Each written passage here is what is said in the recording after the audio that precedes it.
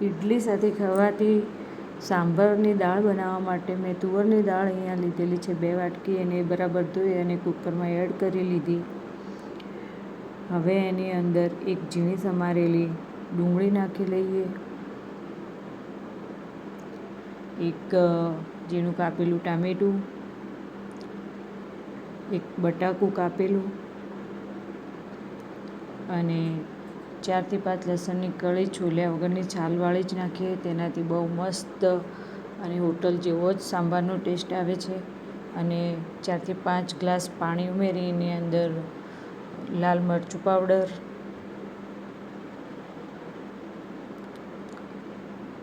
હળદર,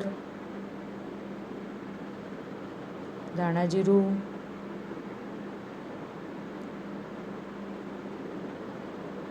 સ્વાદ પ્રમાણે મીઠું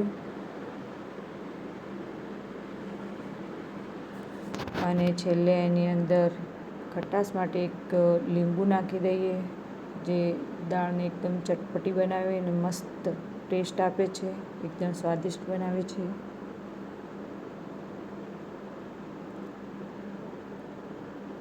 મેં એને હાથની અંદર જ રસ કાઢ્યો કે બધા ઠળિયા હાથમાં રહી જાય અને રસ અંદર જાય.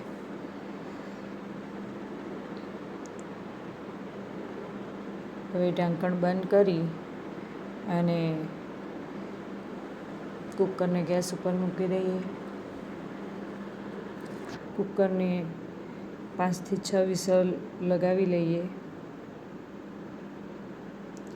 આપણી દાળ બફાઈ ગઈ છે.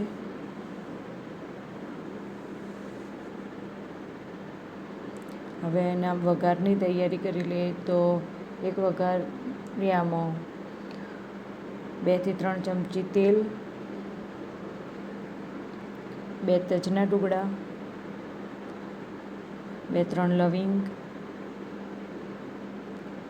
અને થોડીક રાઈ,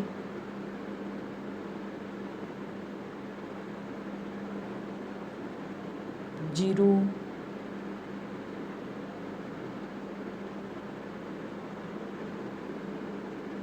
હિંગ ઉમેરી અને પછી ગેસ બંધ કરી અને મીઠા લીમડાના પાન અને લીલા મરચાં ઉમેરી અને દાળની અંદર નાખી દઈએ. આપણા સંભારનો વઘાર પણ થઈ ગયો. હવે સાંભાર મસાલો નાખી, થોડા ઉપરથી ધાણા નાખી આપણો તૈયાર છે સાંભાર મસાલો ઇડલી સાથે. એન્જોય.